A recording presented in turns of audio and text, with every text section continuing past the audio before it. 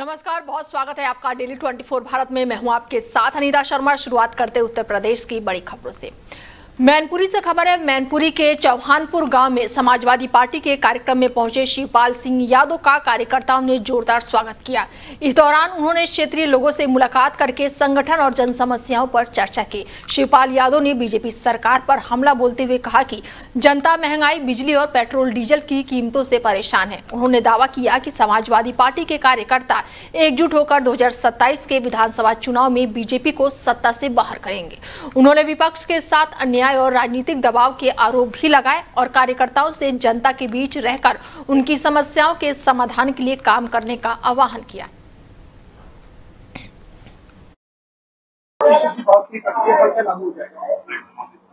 बिजली पर बढ़ा दिया और इससे पहले पेट्रोल डीजल पर और हर चीज पर जो महंगाई बढ़ी है उसकी वजह से जनता बहुत परेशान हो गई है।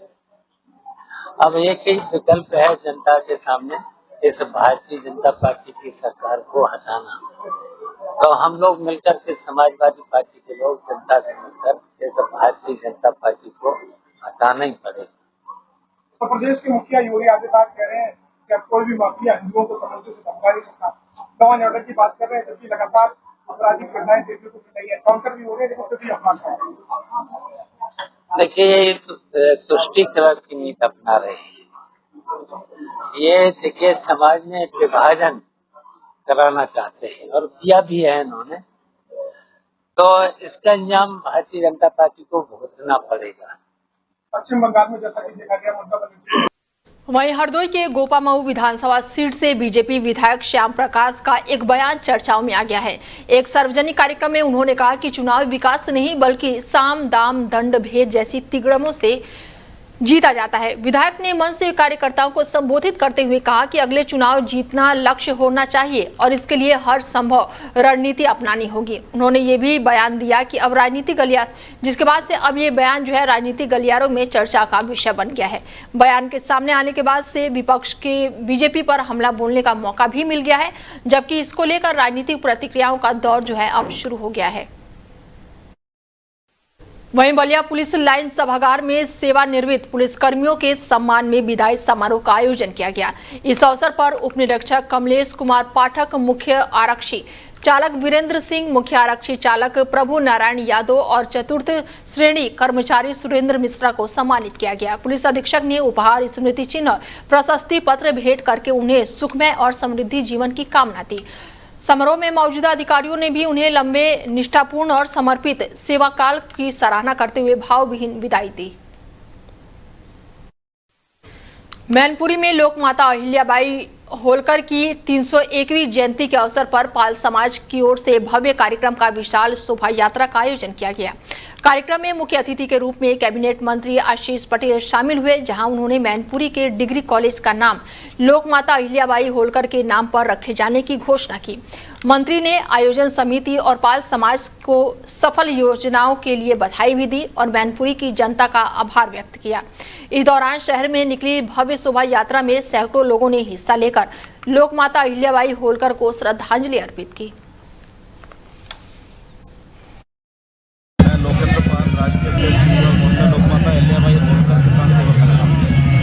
आज कार्यक्रम का मुख्य उद्देश्य क्या है?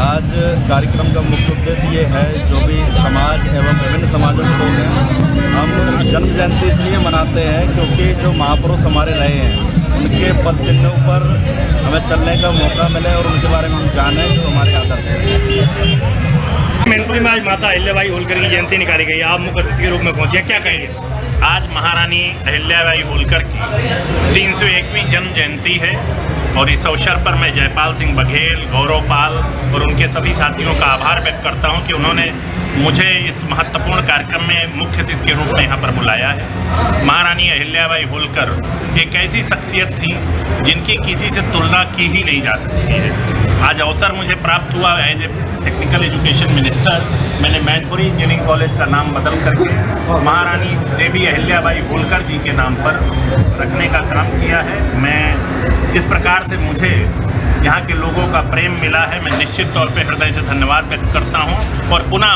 महारानी अहिल्याबाई होलकर जी के चरणों में अपनी श्रद्धा सुमन अर्पित करते हुए शीश नमन करता हूँ। आज अहिल्याबाई होलकर जी की जयंती मनाई जा रही है, कौन कौन लोग शामिल हुए, किस तरीके का कार्यक्रम है? आज लोक माता अहिल्याबाई होलकर की 301वीं जयंती मनाई जा रही है, जिसमें कैबिनेट मंत्री आशीष पटेल जी आए हुए हैं और हमारे समाज के वरिष्ठ लोग भी आए हुए हैं। कई जनपदों के लोग आए, दिल्ली से भी आए, लोक माता अहिल्याबाई होलकर के राष्ट्रीय संरक्षक लक्ष्मीचंद्र बघेल जी भी आए हुए हैं। आज हम लोग यही संदेश देना चाह रहे हैं, जिस तरह से सनातन धर्म की रक्षा की लोक माता अहिल्याबाई होलकर जी ने कई हजार मंदिरों का निर्माण कराया। सोचिए, काशी से लेकर सोमनाथ तक मंदिरों का बावड़ियाँ भी बनवाई, छात्रावास भी बनवाए, कई चीज़ें बनवाई और सोचिए कितना उन्होंने पराक्रम दिखाया होगा, कितना पैसा खर्च किया होगा। आज उनकी सनातन की जो उन्होंने बनवाए, उनको हम लोग रक्षा करनी चाहिए, उनकी संपत्तियाँ। सुप्रीम कोर्ट अधिवक्ता और राजनीतिक विशेषज्ञ प्रशांत त्रिपाठी ने देश के सामाजिक और राजनीतिक मुद्दों पर विस्तार से अपनी बात रखी।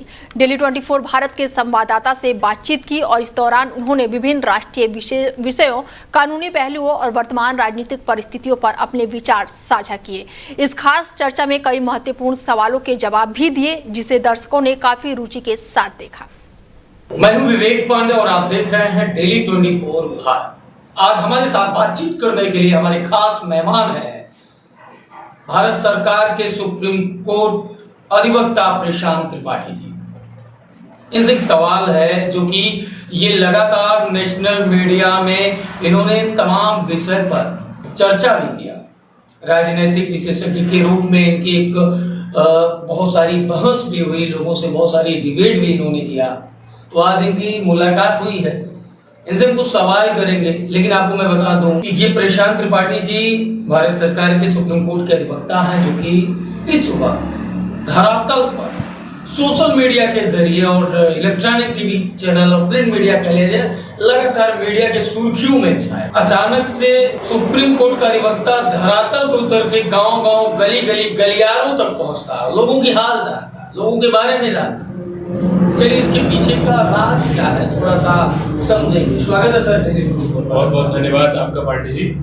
और देखिए, इसका कोई बहुत अलग सा कोई ऐसा राज नहीं है। देखिए, चर्चाएं जो भी हो अच्छा है। मैं खुश हूँ इस बात से कि हमारे क्षेत्र के लोग अब जागरूक हो रहे हैं और चर्चा कर रहे हैं।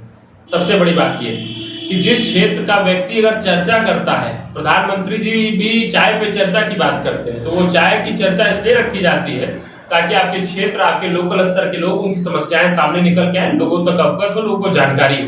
तो ये बहुत खुशी का विषय है कि लोग चर्चा कर रहे हैं। दूसरी बात कि मेरे मन में जो चीजें आई, आप देखे हुए कि कई जगह बैनर के माध्यम से, तमाम चीजों के माध्यम से मैंने एक अपना सेल्फ खुद से बनाया हुआ एक कोट दिया था कि युवा शक्ति, युवा जोश, बढ़ रहे परिवर्तन की। तो मेरा ये मानना है कि जो युवा है यही भविष्य का निर्माण करेगा और यही ताकत है, यही शक्ति।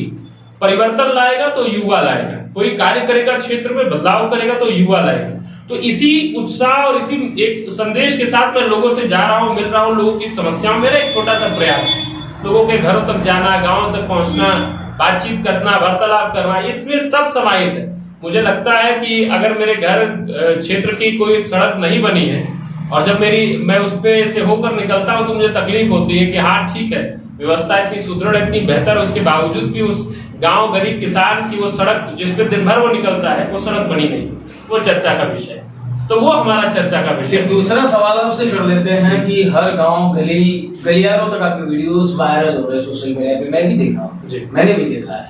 लेकिन बहुत सारे सवाल आ रहे हैं कि मतलब अभी तक तो ये नेताओं के काम रहे, राजनीतिक क्षेत्र के तमाम चेहरे जनता से मिलते जुलते रहते हैं, लेकिन सवाल ये आ रहा कि आम जनमानस के बीच में एक युवा प्रशांत त्रिपाठी लोगों से मिल रहे हैं। अब लोगों से मिल रहे हैं तो लोगों को प्रशांत त्रिपाठी से क्या मिलने वाला है, ये थोड़ा मैं चाहता हूँ कि आप हमारे। देखिए, मुझसे क्या मिलने वाला है, क्या नहीं मिलने वाला है, इसकी अपेक्षा करने से बेहतर है कि अभी तो स्थिति में हूँ कि मैं लोगों के बीच जाके सीख रहा हूँ, उनसे पूछ रहा हूँ कि भाई समस्या क्या है। मुझे तो अभी और बेहतर जानकारी जाननी है।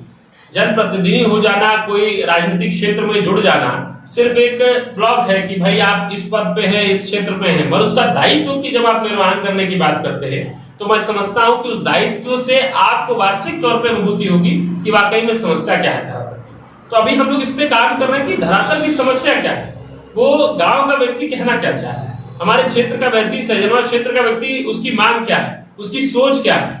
तो शायद समझता हम लोग का निरंतर इस पे प्रयास है। और ये इतनी कड़ी धूप में निरंतर अगर हम लोग की एक युवाओं की पूरी एक संख्या लेकर हम अपने वरिष्ठों के पास जा रहे हैं, वृद्धजनों के पास जा रहे हैं, उनसे चर्चा कर रहे हैं, तो मैं समझता हूँ बहुत ही सकारात्मक चर्चा और भविष्य के लिए बहुत सकारात्मक ऊर्जा के साथ हम लोग इस पे। तीसरा सवाल ये है कि वर्तमान में आपको वर्तमान सरकार की क्या सबसे बेहतर व्यवस्थाएं लगती है? इस पे थोड़ा सा किस तरह सरकार की उपलब्धियां आप जनमानस के बीच आप मिल रहे हैं, जा रहे हैं, तो लोग क्या आपसे किस तरह फील हो रहा है कि मैंने वर्तमान सरकार ने कितना बेहतर आम जनमानस की?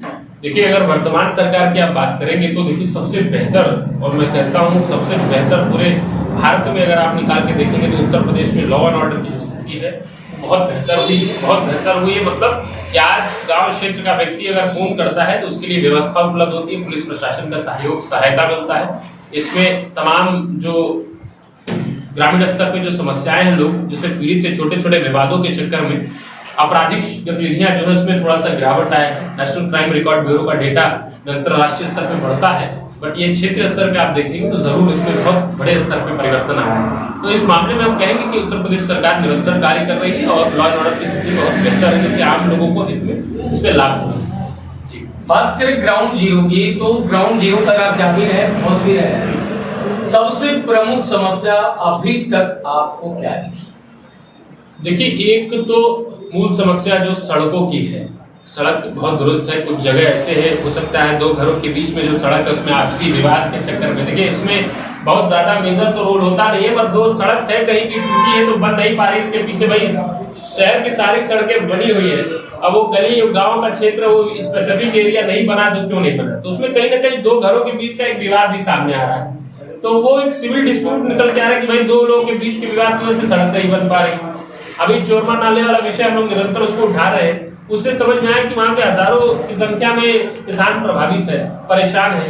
तो वो विषय सिर्फ इसलिए नहीं उठाए गए हैं कि इसके पीछे कोई हमें लड़ाई लड़नी, ये विषय उठाए गए हैं कि ये जरूरत है, ये मूलभूत समस्याएं हैं जो जिससे आदमी परेशान है, इसकी जरूरत है लोगों को, इसमें परिवर्तन लाने की जरूरत है। हम युवा होने के नाते, ये क्षेत्र का युवा होने के नाते सब लोग एक साथ जुड़े हुए, सब लोग एक धरातल पे एक साथ बैठते हैं, चर्चा करते हैं। शाम को जब हम सब बैठते हैं युवा, एक बार सबसे बैठ के चर्चा होती है कि हम लोग और बेहतर क्या कर सकते हैं। उस किसान से जब बैठते हैं, उस वृद्ध चाचा दादा काका से जब बैठ के चर्चा होती है तो बहुत चीज सीखने से बने उसे लगता है। अभी तक आपने सुना प्रशांत त्रिपाठी जी की, जो भारत सरकार सुप्रीम कोर्ट, हमारी बातचीत हो रही थी भारत सरकार सुप्रीम कोर्ट अधिवक्ता प्रशांत त्रिपाठी जी से, जो लगातार आम जनमानस के बीच में पहुंच रहे हैं और उनके सुख दुख के बारे में जानकारी ले रहे हैं। उन्होंने तमाम सवालों का जवाब भी दिया और जो है इनका युवाओं के लिए एक संदेश है कि युवा जागो और आगे बढ़ो, हम आपके साथ खड़ा है। आप देख रहे हैं डेली 24 भारत, गोरखपुर से विवेक पांडे की रिपोर्ट। तो वहीं वाराणसी साइबर क्राइम पुलिस ने बड़ी कार्रवाई की है। इसके जरिए महिलाओं को झांसे में लेकर करोड़ों रुपए की साइबर ठगी करने वाले अंतर्राष्ट्रीय गिरोह का पुलिस ने पर्दाफाश किया है। पुलिस ने बिहार के मोतिहारी से गिरोह के सरगना समेत 2 आरोपियों को गिरफ्तार किया है। जांच में सामने आया है कि आरोपी फर्जी प्रोफाइल बनाकर महिलाओं से दोस्ती करता था और विदेश से महंगे गिफ्ट भेजने का लालच देकर फर्जी कस्टम अधिकारी बनकर रकम वसूलता था। गिरफ्तार ठगी की रकम को 500 से अधिक फर्जी बैंक खातों के जरिए इधर उधर ट्रांसफर करके निकालता था और पुलिस अब गिरोह के अन्य सदस्यों की तलाश में जुटी हुई है। जी देखिए, जैसे कि आप सबको पता है, माननीय मुख्यमंत्री जी द्वारा और डीजीपी उत्तर प्रदेश महोदय द्वारा और सीपी सर वाराणसी के निर्देशन में जो एक साइबर अपराधों के खिलाफ अभियान चलाया जा रहा है, उसी क्रम में थाना साइबर क्राइम वाराणसी की टीम द्वारा एक अच्छी कार्रवाई की है। इसमें 2 व्यक्तियों जो कि बॉस गैंग है उसके मेंबर्स हैं, उनको मोतिहारी बिहार से गिरफ्तार करके लाया गया। मैं बताना चाहूँगा कि 10/26 एक FIR पंजीकृत हुई थी साइबर थाना पे, जिसमें एक महिला पीड़िता से मैट्रिमोनी पर एक फेक आईडी से उसे झांसा देकर उससे 11 लाख रुपए करीब ठग लिए गए थे। उसमें ये हुआ था कि एक फेक आईडी से जो अपने आप को यूके में बड़ा बिजनेसमैन बताता था, उससे बातें करना स्टार्ट किया, उसे ट्रैप किया, उसे बताया कि मैंने आपके लिए एक महंगा पार्सल भेजा है जो कि कस्टम्स ने पकड़ लिया है, उसको छुड़ाने के लिए कुछ पैसे देने पड़ेंगे क्योंकि वो यूके में तो नहीं आ सकता। जब उस महिला ने पैसे पे कर दिए तो उसने कहा कि पार्सल अभी भी नहीं छूट रहा है, मैं खुद आ रहा हूँ। जब उसने कहा कि मैं खुद आया तो मुझे भी इमिग्रेशन वालों ने पकड़ लिया, कस्टम्स वालों ने पकड़ लिया और पैसे लगेंगे इसमें। तो महिला ने ऐसे करके 11 लाख रुपए करीब इन फ्रॉडस्टर्स को दे दिए थे। जब हम लोगों ने इसकी मनी ट्रेल को फॉलो किया तो हमें पता लगा कि ये अकाउंट्स जो हैं मोतीहारी बिहार से ऑपरेट हो रहे थे। ये सभी म्यूल अकाउंट थे। ऐसे करीब 500 म्यूल अकाउंट जो व्यक्ति हैं उन्होंने बनाए थे और सारा पैसा जो है 11 के 11 लाख रुपए कैश से विड्रॉ किया गया था। तो सीसीटीवी फुटेज के माध्यम से और अपने डिजिटल फॉरेंसिक्स के माध्यम से हम लोगों ने ट्रैक किया और इन दोनों को गिरफ्तार किया। पूछताछ में इन लोगों ने बताया कि हम लोगों ने अब तक करीब 500 से ज़्यादा ऐसे खाते खुलवाए हैं। एक व्यक्ति जो है रोहित, इसमें 3rd ईयर बीटेक का स्टूडेंट है और एक विजय नाम का व्यक्ति है जो चाय की दुकान खोलता है। इसके आगे और भी मेंबर्स है जिसकी हम छानबीन करके जांच करके आगे कार्रवाई करेंगे। अब तक इनसे जो बरामदगी है 10,000 रुपये करीब इनसे कैश मिला है, 3 एंड्रॉयड फोन मिला और इनके व्हाट्सएप चैट्स में ये भी पाया गया कि इनके लिंक्स जो हैं दुबई तक हैं। जो इनके मेन हैंडलर्स हैं जहाँ से कॉलिंग हुई थी, मैट्रिमोनी साइट्स बने हुए, वो हो सकता है दुबई में बैठे हों। इसकी भी छानबीन की जा रही है। क्या पहले से सर इनके ऊपर कोई मुकदमा है? जी, इसमें से जो विजय है उसके ऊपर एक मुकदमा है, ये जेल भी गया है। ये बिहार मोतिहारी के रहने वाले हैं। कानपुर में सोशल मीडिया पर वायरल एक वीडियो का पुलिस ने संज्ञान लिया है। वीडियो में पीआरबी पर तैनात एक पुलिसकर्मी पर ठेला विक्रेताओं से बिना अनुमति और बिना भुगतान आइसक्रीम और गोलगप्पे खाने का आरोप लगा है। प्राथमिक जांच में पुलिसकर्मी प्रथम दृष्टि दोषी पाए जाने पर डीसीपी मुख्यालय ने उसे तत्काल प्रभाव से निलंबित कर दिया। मामले की विस्तृत विभागीय जांच एसीपी घाटमपुर को सौंपी गई है और जांच रिपोर्ट के आधार पर आगे की कार्रवाई की जाएगी। भैया, हमारा नाम रामकरण, हम पानी पूरी का धंधा लगाते हैं। हमारे लड़का बच्चा, हम रोटी अपने लड़का बच्चा पालते हैं। बालाजी मेडिकल के सामने कुछ बहुत दिनों से लगाते हैं, 5 साल से। और ये 100 नंबर वाली कुछ दिनों से आने लगी, पहले नहीं आती थी, अब कुछ दिनों से आने लगी। अभी ये पैसा मांगते हैं, हम पैसा मांगते हैं तो कहते हैं हमसे पैसा मांगते हो, खाते हैं, पैक करा के चले जाते हैं और हम कोई दिक्कत नहीं, चले जाते हैं। बालाजी मेडिकल के सामने लगाते हैं। बालाजी मेडिकल वाले को गाली गलौज करते हैं। तो जब बालाजी मेडिकल वाले ने एक दिन विरोध किया तो पैसा दे के चले गए। अब चले जाने के बाद कोई दिक्कत नहीं, 10-12 दिन नहीं आए। 10-12 दिन नहीं आने के बाद कल भैया का मेडिकल बंद होने के कारण कल 9:30 बजे आए।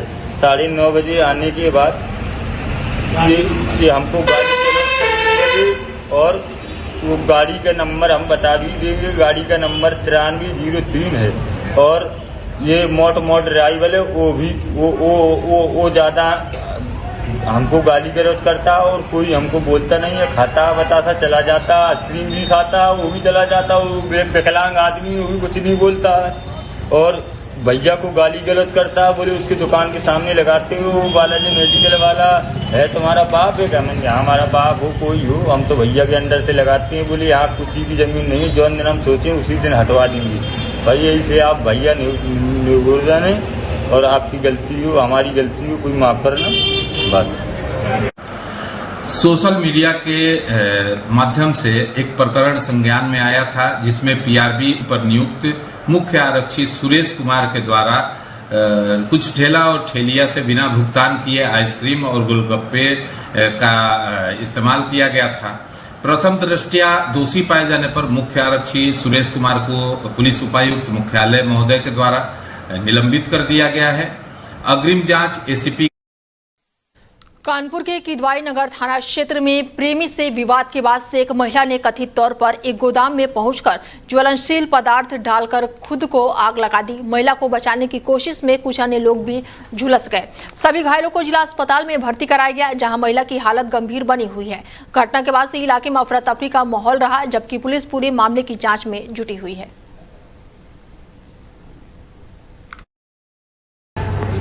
क्या नाम है और क्या मामला हुआ है? संगीता थी भाभी हमारी, उससे संपत्ति 2 साल से चल रही थी। सेखू संपत्ति चल रही थी। सेखू से झगड़ा रोड पे, तो घर पे भाभी नहीं है, रोटी पे। फिर सेखू ने बोला आप आगे लगा लीजिए, आप असील बाप के हो तो आगे लगा के दिखाइए। तो उसने पेट्रोल डाल के तुरंत आगे लगा लिया। इसकी सूचना पुलिस को दी थी? हाँ नहीं, पुलिस वाले आ गए थे, रोड पे खड़े थे।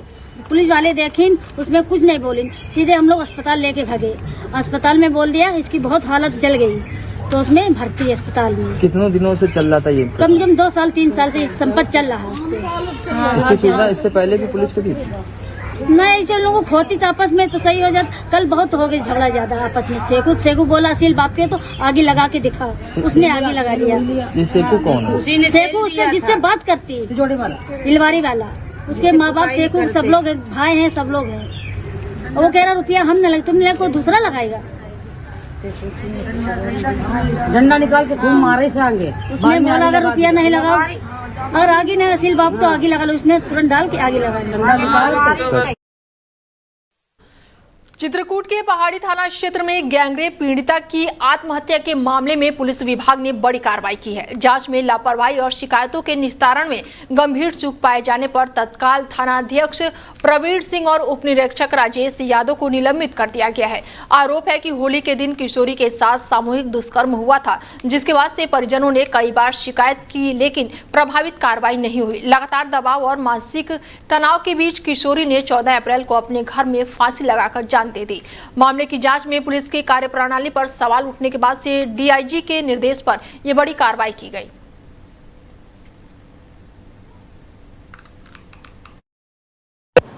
होली के दिन पहाड़ी थाना क्षेत्र पर एक किशोरी के साथ हुई थी गैंग रेप की वारदात। यहाँ बता दें, गैंग रेप होने के बाद पीड़िता जो थी अपने माता पिता के साथ शिकायत करने थाना पहाड़ी आई थी, जहां पर पहाड़ी पुलिस द्वारा उनकी सुनवाई नहीं की गई थी, जिससे वो शुद्ध होकर के अपनी जीवन लीला को समाप्त कर लिया था, आत्महत्या कर ली थी।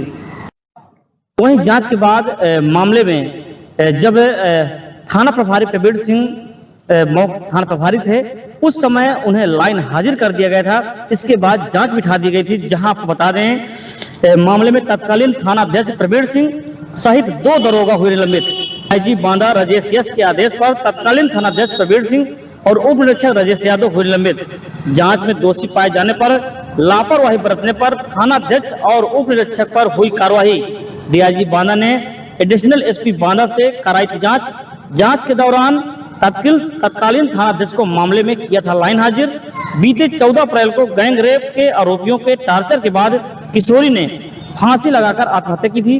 वहीं पूरा मामला है पहाड़ी थाना क्षेत्र के एक गांव का। डेली 24 भारत के लिए चित्रकूट से दिनेश सिंह साहब। वाराणसी में व्यवहार एवं सत्र न्यायालय के वसतीकरण की मांग को लेकर अधिवक्ताओं ने सरदार वल्लभ भाई पटेल चौराहे पर धरना प्रदर्शन करके हस्ताक्षर अभियान चलाए। अधिवक्ताओं ने न्यायालय परिषद की विस्तार को जनहित और बेहतर न्यायिक व्यवस्था के लिए आवश्यक बताते हुए कहा कि इस मुद्दे पर किसी भी प्रकार का समझौता नहीं किया जाएगा। उन्होंने चेतावनी दी कि मांग पूरी होने तक आंदोलन जारी रहेगा।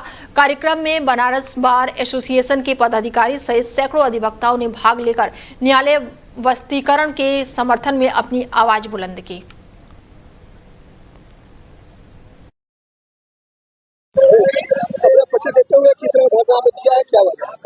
मैं सुनील दत्त मिश्रा, पूर्व कोषाध्यक्ष बनारस बार एसोसिएशन।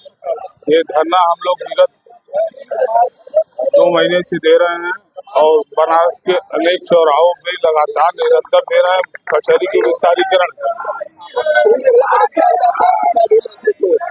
ये अगला कदम हम लोग का ये होगा कि हम लोग अभी तो ये दे ही रहे हैं धरना, और अगले कदम में हमारे बनारस बार के अध्यक्ष जी अनेकों जगह पत्रक दे रहे हैं, और नहीं करते हैं तो ये धरना निरंतर चलता रहेगा और कचहरी में हम लोग आंदोलन को निरंतर आगे बढ़ाते रहेंगे। वादकारियों को जनता कितना नुकसान होगा?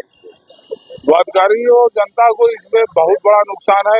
कचहरी यहाँ पे पुरंतर यहाँ अंग्रेजों के जमाने से ही यहाँ रहा हुआ है, और यहाँ से कचहरी कहीं भी जाती है, दूर जाती है, तो वादकारी और जनता को दूर जाने में बहुत ज्यादा नुकसान है। लोगों का आवागमन का नुकसान होगा कि वहाँ पे यातायात का नई साधन की व्यवस्था यहाँ बताया जा रहा है कि संधा जाएगा। संधा बहुत दूर है और कचहरी यहाँ पे है, तो हर जगह पे साधन आसानी से उपलब्ध है और कम पैसे में उपलब्ध। गोंडा मेडिकल कॉलेज के न्यूट्रिशन यानी कि एनआरसी की व्यवस्थाओं को लेकर गंभीर सवाल खड़े हो गए हैं। डेली 24 भारत की टीम ने रियलिटी चेक में शनिवार रात को ड्यूटी पर तैनात रसोइया मौजूद नहीं मिला।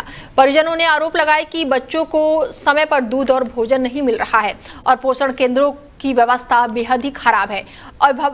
अभिभावकों का कहना है कि रात में जरूरत पड़ने पर उन्हें बाहर से दूध खरीद कर लाना पड़ता है। रियलिटी चेक के दौरान वार्ड में कई तरह की अव्यवस्थाएं भी अब सामने आई है, जिससे तीमानदारों में नाराजगी देखने को मिल रही है। गोंडा रेलवे सुरक्षा बल की तत्परता से एक यात्री को उसका खोया हुआ सूटकेस और उसमें रखा करीब 1 लाख रुपए का सामान जो है वो सुरक्षित वापस मिल गया है। बाराबंकी निवासी राज सिंह अवध एक्सप्रेस से यात्रा के दौरान अपना सूटकेस ट्रेन में ही भूल गए थे। हेल्पलाइन 139 पर शिकायत दर्ज होने के बाद से सूटकेस आरपीएफ गोंडा पोस्ट पर सुरक्षित मिला है। सत्यापन के बाद से सूटकेस में रखा सोने चांदी के आभूषण, नई साड़ियां और अन्य सामान यात्री को सौंप दिया गया है। यात्री और उनके परिजनों ने आरपीएफ की ईमानदारी और तत्परता की जमकर सराहना की। वहीं यूपी के अमेठी के शुक्ल बाजार थाना क्षेत्र में जमीनी विवाद को लेकर दो पक्षों के बीच थाने के ठीक सामने जमकर बवाल हो गया। विवाद के दौरान हुई फायरिंग से इलाके में दहशत फैल गई और बाजार में अफरा तफरी मच गई। सूचना मिलते ही पुलिसकर्मी मौके पर पहुंचे और हालातों को नियंत्रित किया। फायरिंग के बाद से सुरक्षा के मद्देनजर बाजार की दुकानों को बंद कराया गया और अतिरिक्त पुलिस बल की तैनाती की गई। आरोप है कि एक पक्ष पुलिस की मौजूदगी में दीवार तोड़कर दरवाजा लगा रहा था, जिसके बाद से विवाद बढ़ गया। पुलिस ने फायरिंग के आरोपी युवक समेत 9 लोगों को हिरासत में लेकर आगे की कानूनी कार्रवाई शुरू कर दी है। गोरखपुर के गोला थाना क्षेत्र में रहने वाली पिंकी देवी ने आरोप लगाया कि फर्जी दस्तावेज तैयार करके उन्हें और उनके मासूम बेटे को घर से बेदखल करने की साजिश रची गई है। पीड़िता का कहना है कि कुछ लोगों ने जबरन घर में घुसकर ताला तोड़ा, उसके साथ मारपीट की और गला दबाने का प्रयास किया। उन्होंने सोने चांदी के आभूषण और नकदी गायब होने का भी आरोप लगाया है। पीड़िता के अनुसार उन्होंने 7 वर्षीय बेटे ने घटना का वीडियो बनाया, जिसके बाद से उसे भी धमकाया गया। कई शिकायतों के बावजूद भी कार्रवाई न होने और न्याय मांगने पर पुलिस की ओर से धमकाए जाने का भी आरोप लगाया गया है। पीड़िता ने मुख्यमंत्री से निष्पक्ष जांच और मामले की मांग की है। फिलहाल बुलेटिन में मेरे साथ इतना ही। दीजिए इजाजत, नमस्कार।